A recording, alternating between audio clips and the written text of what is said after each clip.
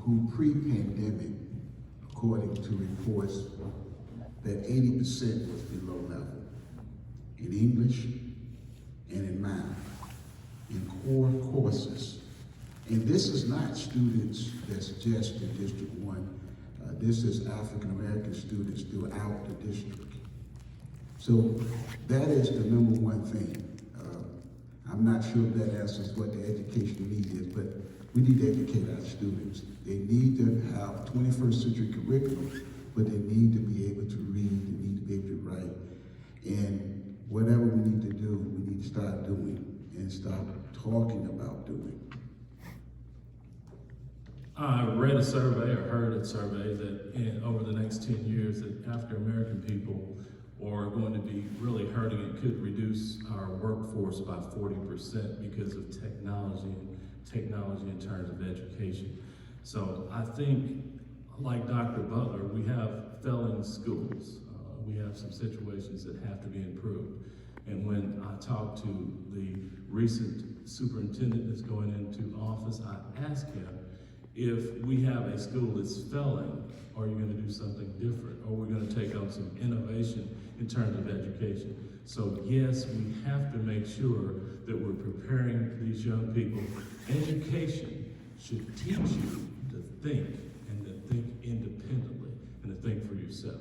So we must make sure that we have the students that are going through our system that are getting educated. Again, I think this question leads me back to my answer for the first one, which is the lack of teachers and support staff in our schools. Again, our kids cannot learn if there's no one there to teach them. My kids at Austin East have been missing teachers for the entire school year for courses, core courses that they're required to take and pass in order to get their diploma. Our kids are not being prepared, not only for college, but they're not even being prepared for the workforce. Another issue that I don't think that is being addressed specifically in District 1 is there's been a large influx of Latina and African immigrants here. There's a lack of Spanish-speaking teachers and culturally teachers that can relate to our growing African population here in District 1 as well.